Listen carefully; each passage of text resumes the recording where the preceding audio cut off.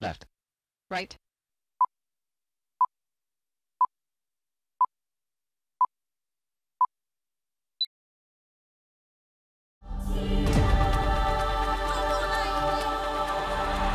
Andi Rive had a job in the city, a family and a social life. All that changed after a visit to her friend's lion reserve in South Africa's Free State. It's a huge culture shock. The most I'd ever have done in the Free State before is stop at a garage on my way through for petrol. Andi fell in love with the lions and made a commitment to try and save the struggling reserve. Even battling with all the issues and the stress, I'm happy. Every day I'm just happy. I've got this underlying strength and contentment and power with the lions.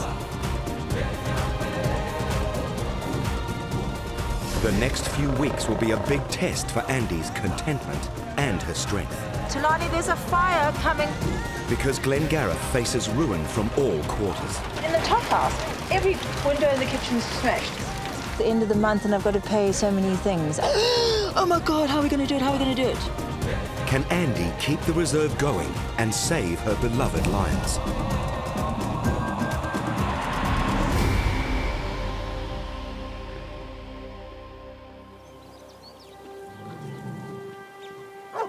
Glen Garriff is home to over 50 lions, a reserve set up to look after these majestic animals in a humane and ethical way. Andi is determined they won't end up as hunters' trophies, but she's struggling to find the money to keep going. They're heading into winter, but it's the dry season, and with it comes a big risk of fires. And that presents a problem, because Glen Garriff's firefighting equipment is currently out of action. The small tank and pump, which usually sit on the back of the ute, or bucky as it's locally known, are in bits on the shed floor. And the pump for the large water tank towed behind the tractor isn't working. Andi's worried she will have to buy a whole new motor, which they simply can't afford. This wheel alone is 1,800 Rand, and the hose pipe is just under 800 Rand each. And then the nozzle is something, I don't know, 200 Rand or something. And a tyre is 3,000 Rand. If there's a fire on the weekend, we've got a problem. Yes. So we have to get this thing ready.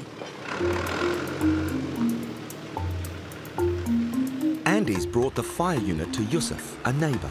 She's hoping he'll be able to work out what's wrong.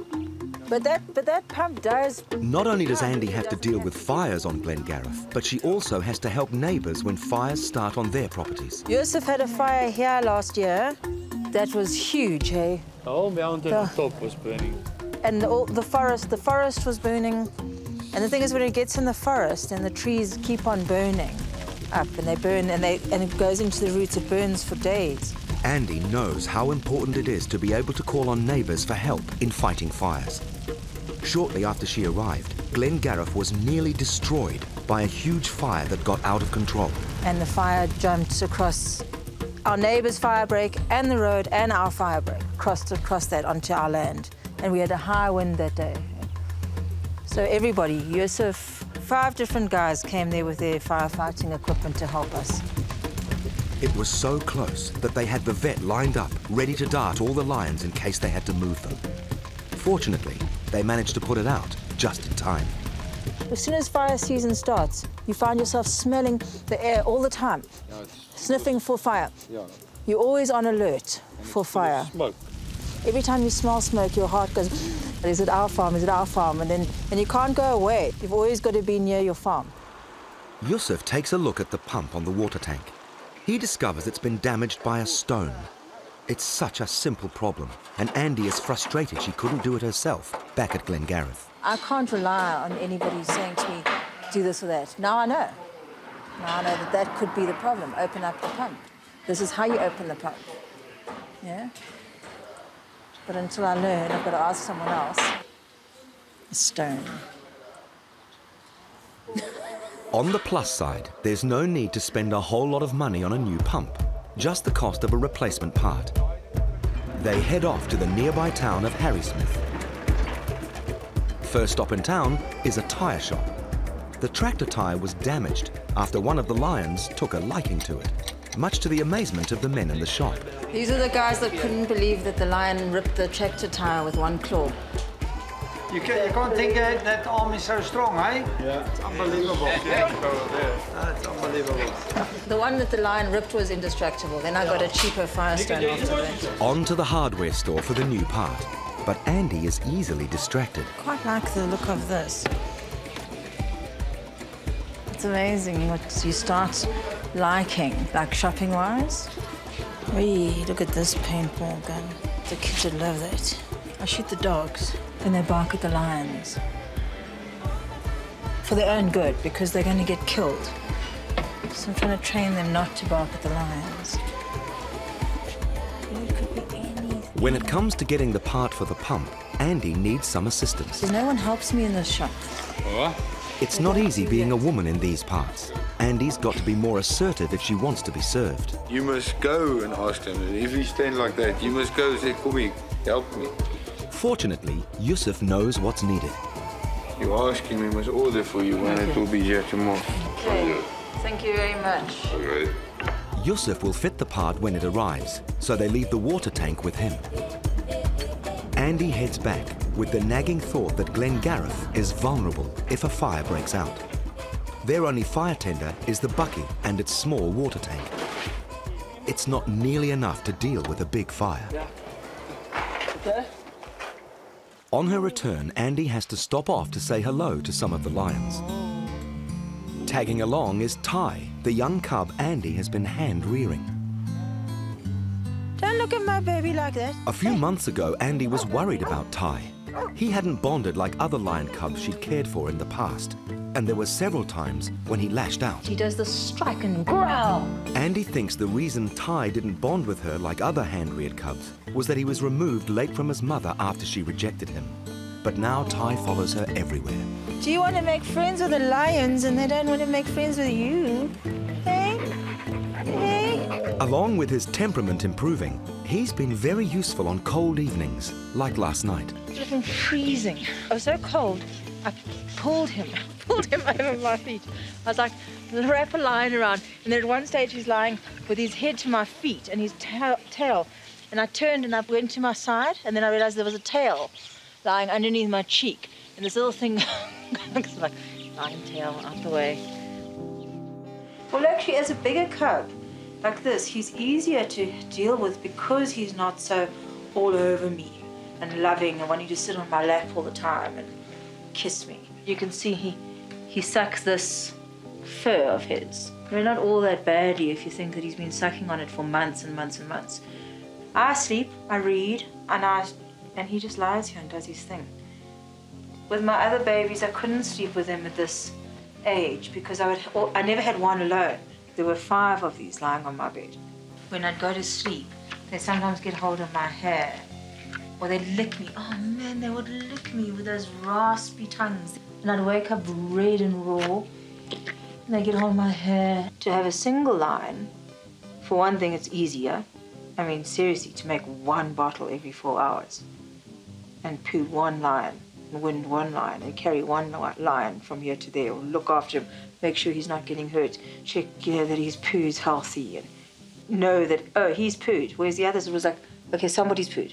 Which one's pooed, which one hasn't pooed, which one has weed, and I had all these little notes every day to keep track of who's done what and when. And with him, it was just so much easier. Also, because he's 1, I allow him to just have the run of the homestead. He goes wherever he wants.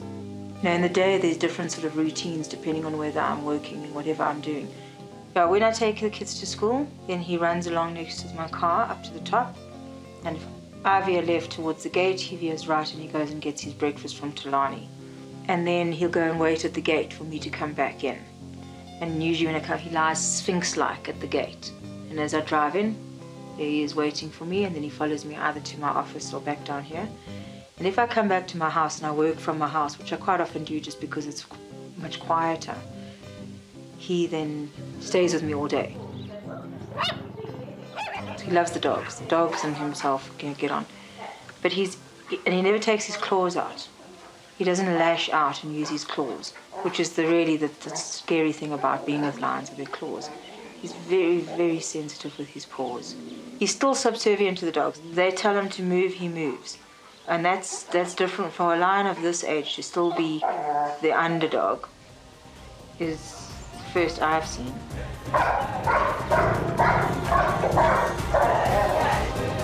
Coming up, a fire on a neighbour's farm threatens Glen Garriff. Can they put it out without the tractor's water tank?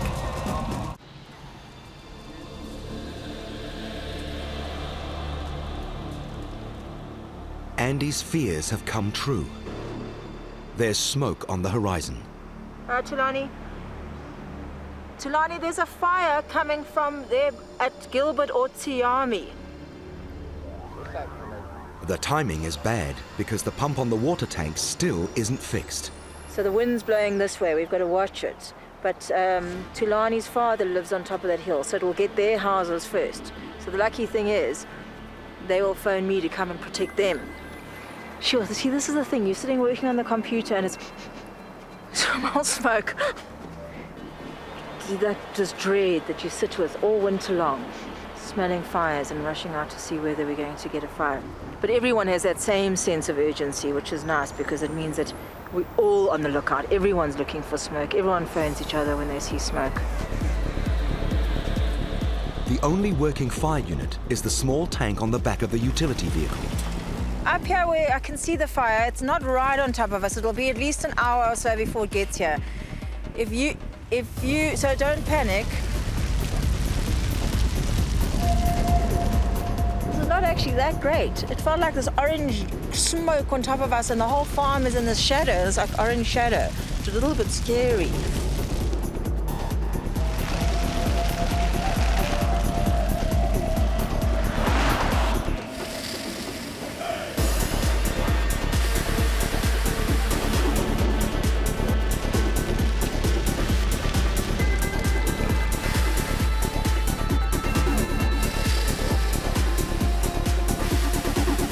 Much to everyone's relief, the fire is eventually brought under control, with no serious damage done.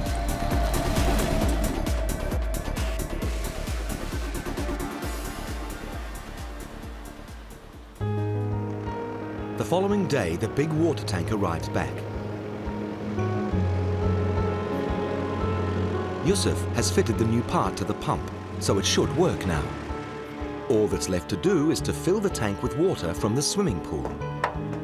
However, it doesn't pay to leave it unattended when there are 3 playful lions on the loose.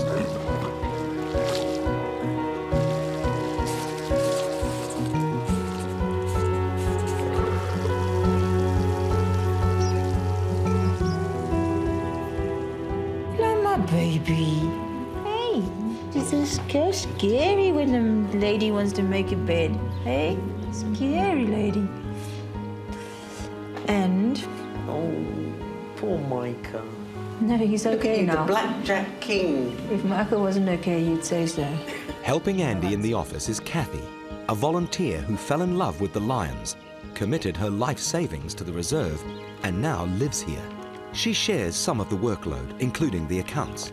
That frees up Andy for times when guests are on the reserve. They come to experience the lions and life on Glen Garriff. Shane, your hair's a mess today. Bad hair day.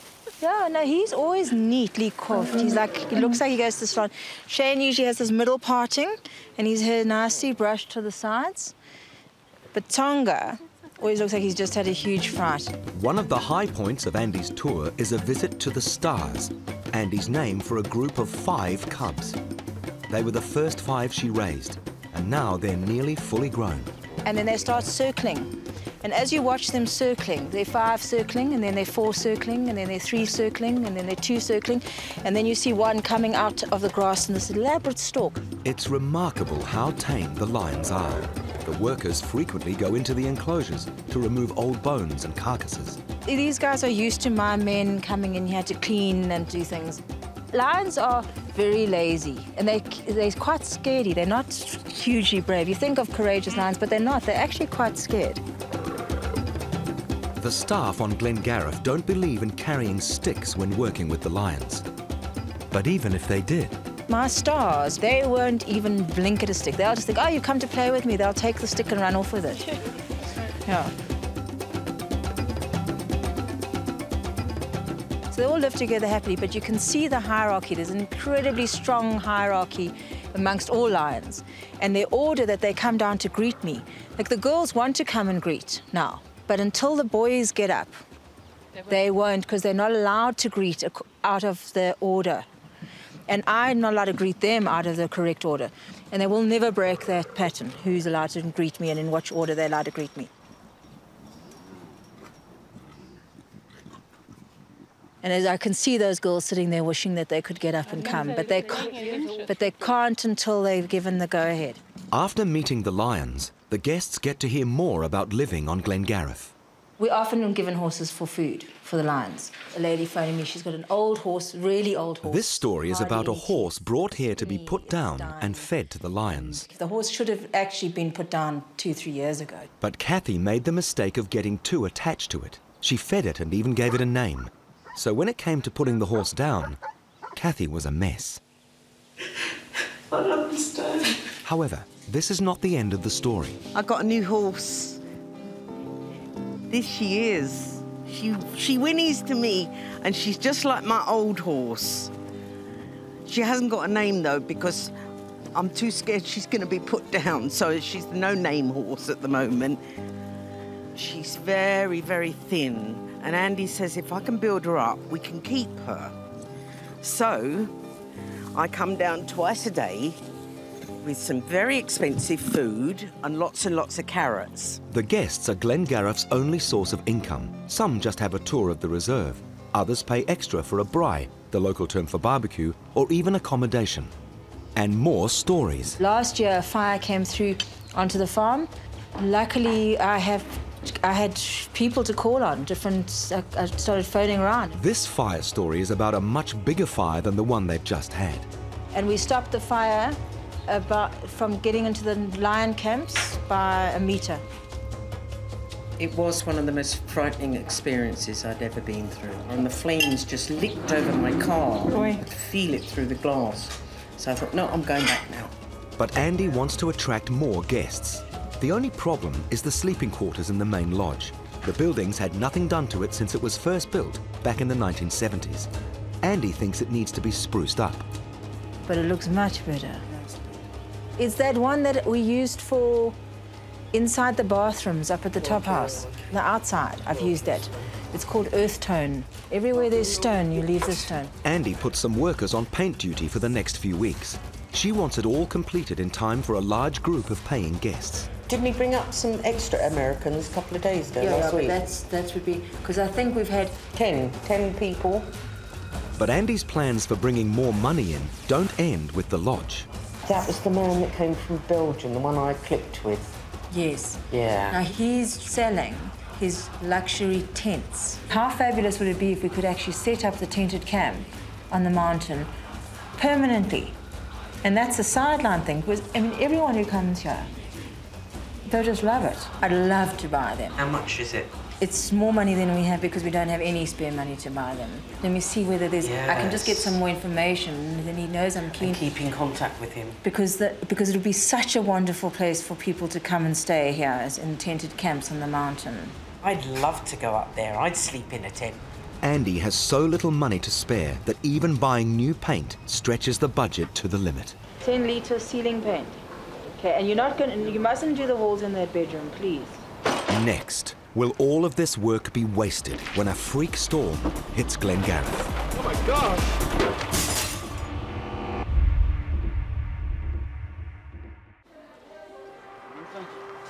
With just a few walls left to paint, Andy's renovations to the main lodge back at Glen Garriff are on schedule.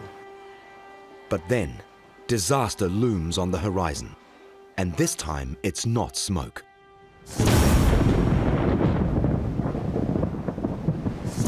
A storm moves in so quickly that no one is prepared. Young wildebeest are caught out in the open.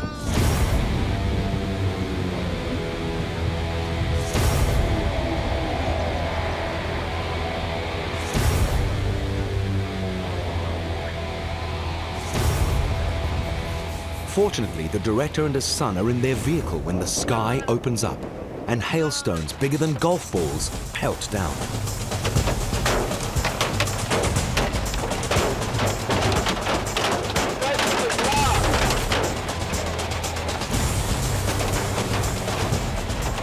boy. A bit nervous. It's rather intense. Yeah. Man, check it there. It's huge. Into the mirror. Arriving back at Glen Garriff, they are met by a trail of destruction.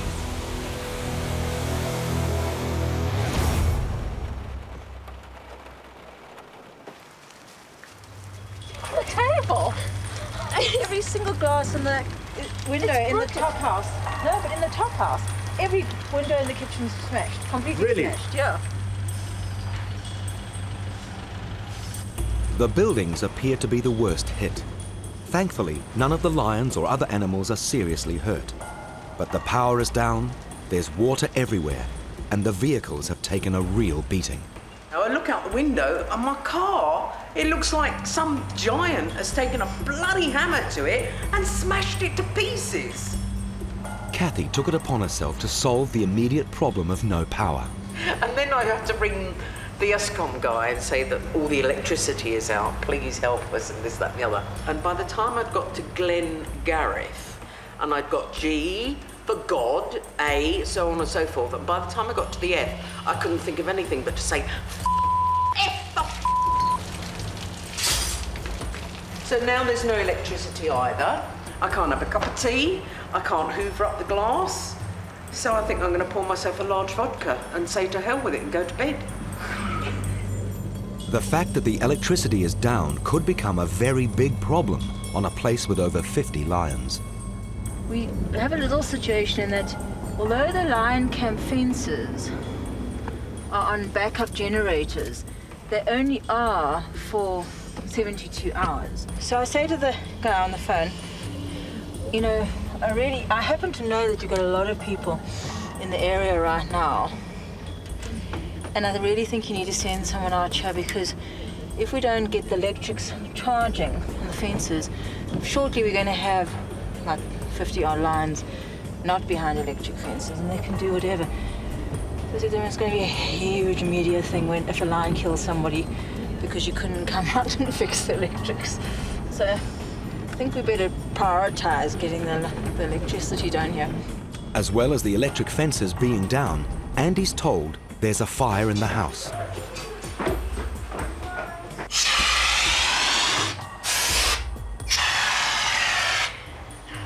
No, but at least the house didn't catch fire. Yeah, no, at least the house didn't catch fire. That's about that. Take and I smelled something burning, and I looked downstairs, and then I came upstairs and I saw it there. So The first fire extinguisher Andy used didn't work properly. I'm a little bit pleased to find out, not in an emergency, that this one didn't work. Literally, it just went and a little bit of white powder fell out. And if you'd been in with a lion, like, we have these with us because, you know, this is what you use in case of an emergency with a lion. And it would have gone. Okay, so now I must take both of these in for refilling and servicing. I'm a little bit upset.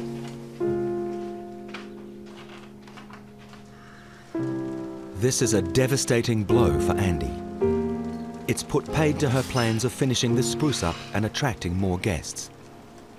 Now there's mess everywhere. And worse, the storm destroyed some very important equipment. The surge has killed the fridges and freezers. It was just a surge that made the double adapter burn. Right. And it was the melting plastic that made the wall catch alight. But the electrics behind that are fine. We're just at a moment in time when you think, actually, let's spend a little bit of money on fascia boards because they looked so awful. Fascia boards painted, some pot plants out, you know? No, every fascia board smashed in the rain. All the pot plants smashed. Why spend money on pretty things when It's all destroying the half an yeah, hour. and the infrastructure, the actual infrastructure that we need. 2 days later, and there are still big problems as a result of the storm. Okay, as I was saying to the previous man on the phone, I phoned on Thursday and on Friday, just to follow up whether someone will come out to have a look at 2 of my electric gates, which are not working. They were damaged in Thursday's storm. The gates are directly into lion camps, and so my problem with not having electric gates is that we have to actually walk out and stand with the lions in order to open the gates. So it's slightly problematic. As it turns out, there was one casualty on Glen Garriff. And the ostrich is died. We heard the hail coming from the field there, with the strong rain, and then we ran into the house. Considering the size of the hailstones, it's surprising none of the lions were badly hurt. However, Matapela has noticed one lion isn't looking too good. And Simba, one of the lions, I don't know whether he's sick or he's get hurt, because we saw her after the storm that Simba is not okay. Concerned, Matapela visits Semba to see if she's okay. The day before yesterday, she couldn't walk properly. But today she seems better. Come, Simba. Andy's not concerned about Semba, but she has noticed there's something wrong with one of the stars, Rain. Rain, let me see your mouth, baby. Come. Come, big girl. Rain. Come, let's go. Come away. But now I've got to get the vet in to come and look at Rain's mouth. She's got a bad mouth. Rain's injury is probably not a result of the storm, but Andy checks on the other lions just in case. Running Glen Garriff requires Andy to be vigilant, and not always for the lion's sake. Yeah, there's always something. There's something going on here. Like I went to see the stars today, to see Rain's mouth. And I was walking back past the laundry, I say to Raphael, who hasn't been here for 2 weeks, I say, oh, hello, how are you? And she hasn't been here because her daughter had a baby. So she says, yeah, she's fine, her daughter's back at school. So I said, oh, well, if your daughter's at school and you back at work, where's the baby? In the laundry. So we open the laundry door and there underneath a pile of towels is a little baby. Looks. So jy die baba nou. Hey. Jy bring hom saam met Benny Majestic. My sister kwam Tuesday. He's alweer hier so. Saam die kinderen. It's all right. Andy's happy for Raphael to have the baby while she works. It's common for grandparents to look after children in South Africa. Also, after more than a year of rearing lion cubs, it's a pleasant change for Andy to have a human baby around. Is it the lion cupboard? How good I got? Andy was a midwife before taking over the management of Glen Garriff. But the baby is only a pleasant interlude for Andy. She must get back to organising the repairs caused by the storm, deal with what appears to be a sick lion. And she's got another plan to raise money. What I want to put in here are bigger items. So I've gotten some children's things, children's toys, and I want to put them. That's my plan. Let's see. Oh. Let's see your mouth. Bring your mouth here. Whoa. Johan the vet has come because Andy is worried about Rain's mouth. Come, baby. It looks like a stick or a piece of bone has got stuck in it. Rain, let's see your mouth. Oh. Whoa. Oh, now she's cross with us. Come, baby. Come here. We'll give you love. Sandy, she doesn't look very irritated. Yeah. Did you see it stuck in her mouth? The question if it's still stuck. It doesn't look like she's very much irritated. Yesterday. But, Not A. You.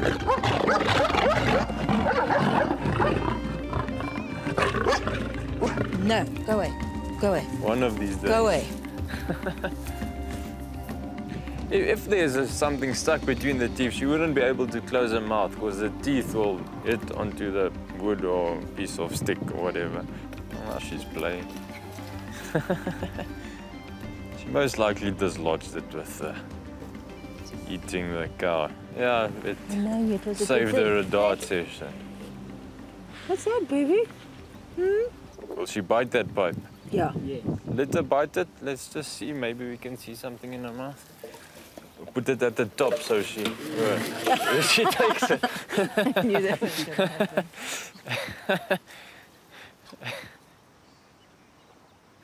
It's out. Can you see see? it? Oh, fabulous. Okay, well, that's good well news. done.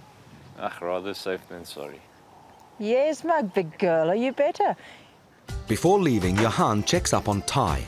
It's a while since he last saw him, and he's growing fast.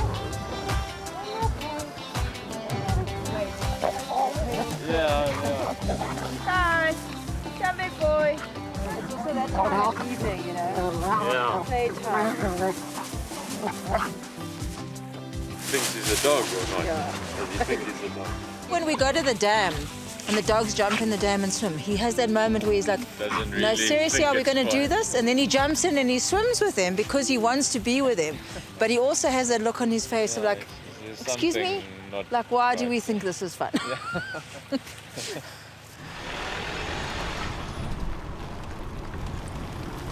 Any relief Andi may feel about Rain being okay is tempered by all the problems caused by the storm. And the money that's been spent fixing essential equipment. Glass fit, that was about £3 wasn't it? And then Toyota.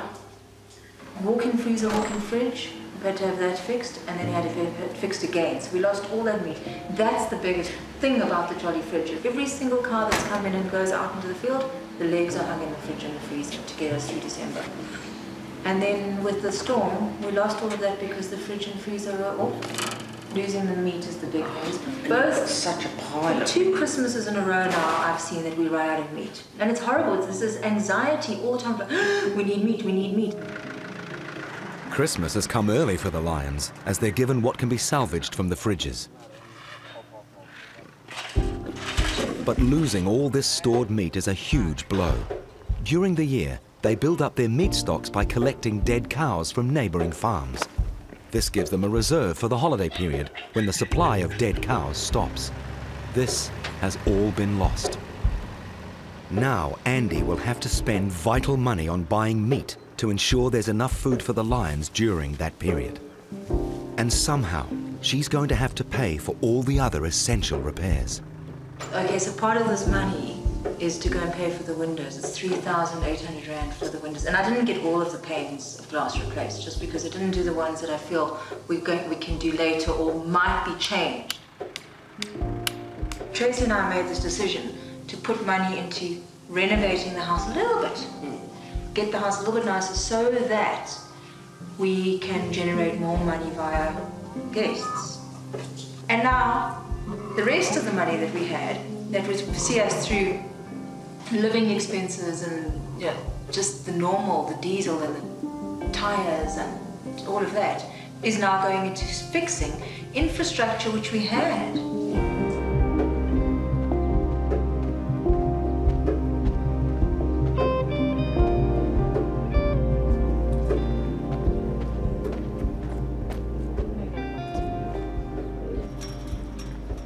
Andi's not going to let these latest setbacks stop her plans to put Glen Garriff on a firm footing.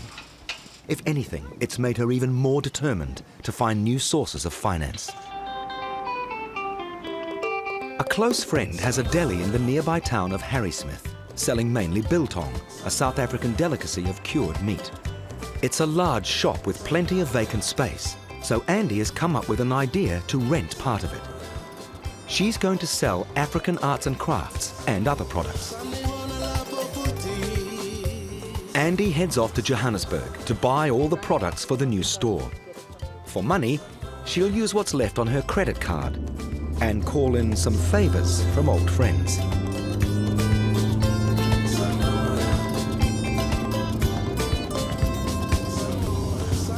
While Andi's away, Kathy keeps an eye on the day-to-day running of Glen Garriff. Her beloved horse has been here for a few months now. She's a beautiful girl. She's very skittish and she's a bit worried about the lion. But she's healthy and she plays. She's just beautiful.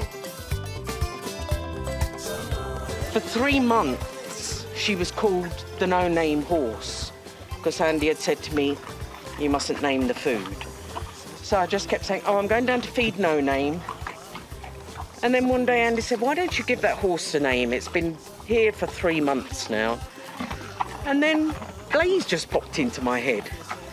So the no-name horse has got a name now. Don't eat that. So that's one story that so far has a damn good end. And I'm thrilled about it. Come, Ty. Ty, come. Come, Spot, let's go home.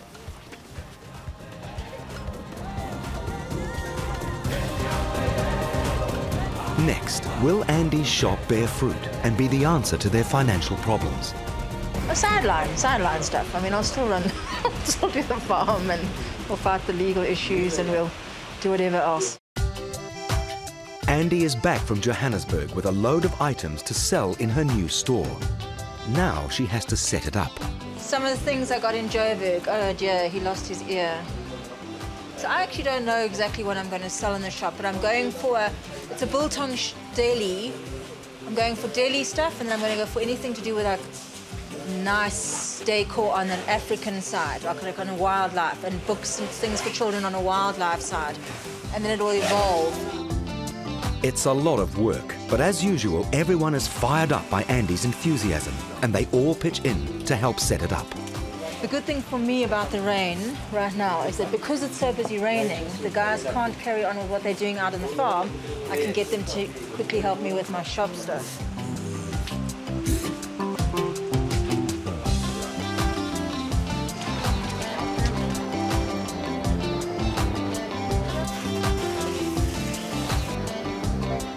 Andi will employ someone to work in the store every day, but there's still management stuff she's going to have to deal with.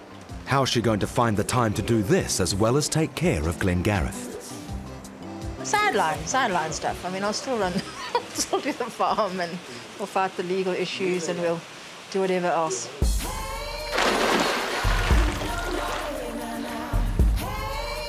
For Andi, whatever else includes looking after her 3 children. The youngest is Roan, who until recently was living with his father, but has now come to live on the reserve. Roan, my son, has decided he wants to come and live here and move to Harry Smith as well, which means putting him into school. And the school fees are a little bit out of my reach. I've already got 2 kids that I'm paying for to be at school. And so I now have shares in the shop, and me making that work, bringing in money from that, will be how I'll send my children to school. For Roan, living on Glen Garriff is a dream come true, and he's got no lack of friends willing to share it. Well, it's the first time touching a lion, seeing an actual cub probably this close to me, it's crazy for me. At their house there, you jump on the trampoline and the lions come and watch you jump. They just stare at you like Do you think they think that you're food? Yes. Yeah? Sometimes. Probably they think I'm edible. Yeah. We just do a little snack for them. It's quite nice seeing the expressions when they see the lion. Yeah. And when they get scared when there are lions in the house. Yeah. The opportunity to get close to lions is what brings paying guests to Glen Garriff. With most of the storm damage patched up, Andi is now able to resume the tours. I decided to separate everyone. We went Catholic on the farm. We separated male and female. It's not ethical to just allow them to keep on breeding when I don't have a plan. So we went Catholic. It's not working, however. Isn't it? No. I need to put the females on to contraception, because what we've noticed is that the lions are absolutely desperate to mate. They need to mate. We can't just keep them separate. And so I made the decision, seeing as Semba was on her own, and I had no idea what to do about this, depressed, absolutely depressed, almost crying. She'd lie here in this corner all day long. So I moved Smokey in here with Semba, and that was it, problem solved. She's now in love, she's happy, she's got her partner. Boy is the one with the dark mane, and behind him is Bright Eyes. Bright Eyes is the most docile, soft, lazy guy. My kids call him Surfer Dude. He's got this like bleached, long, floppy hair, and he's so laid back. The way he walks, the way he flings himself down, everything about him is like totally laid back. Andi is frequently approached to sell Boy and Bright Eyes, but refuses because she can't be sure they won't end up as part of the hunting industry. The money would solve a lot of Glen Garriff's financial pain, but Andi is still pinning her hopes on expanding the guest program. My project should be bringing in enough money for us to be living absolutely fine. Yes. We need between 10 and 20 people per 2-week experience. If I have between 10 and 20 people, we are absolutely fine. We don't, no lines will be held up on the chopping block that have got to be sold to pay or just try and save the rest of the farm or pay legal fees. It will just be, we can love the lions. We have people come and stay for a weekend, and it's such joy to just take them around and say, this is Tonga, this is Shane, these are the stars. These guests are staying on for a couple of days and are about to enjoy a braai. 99% have a braai when they stay overnight, and they say, come on up for the braai. And I think, oh, God, it takes 4 hours to braai and get anything to eat in South Africa. So I always have a sandwich and then think, oh, I can slide out as soon as we've eaten.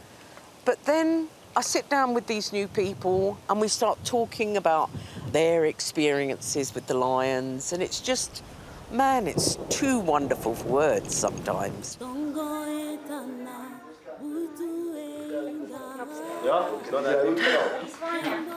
It's better if he comes to you. If you approach a lion head-on, putting your hand out to him, you saying that you're playing with him. So you've already put yourself on his level. He puts his head down and he says, I defer to you, then I'll touch him. I don't play with him, I'm not on their level.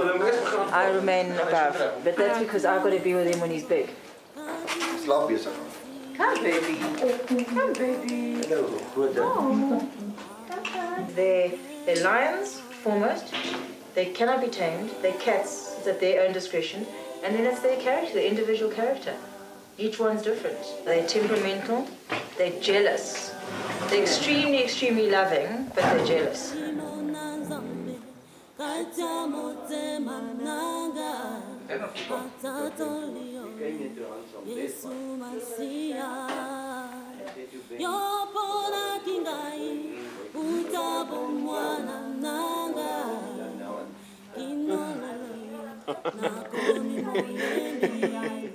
He sleeps with me on my bed, it's all fun, I love him, but I don't take anything. If he's even slightly naughty, I tell him off, and I ignore, because the bigger than the lions, they're so social, and you'll see that's what they do with us as well.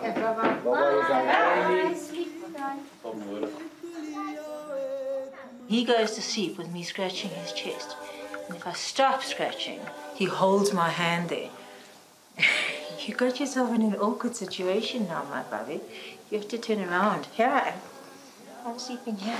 But sometimes he'll take my wrist in his mouth gently, like Micah the retriever does, if he wants me to do something. Ty will take my wrist and he'll pull me towards the water, because every evening I give him water before we come to bed. And he'll pull my wrist, telling me that he wants to go to the water.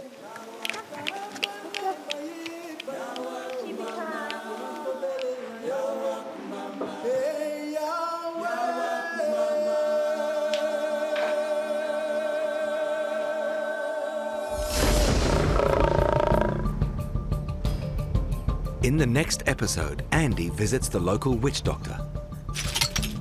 Fight that spirit. That must be go away from. She visits a sanctuary where there are other big cats. I can brush you with my nails. I don't need a brush. And it's crunch time for Glen Garriff's finances. No, I can't say this because I'm going to break down.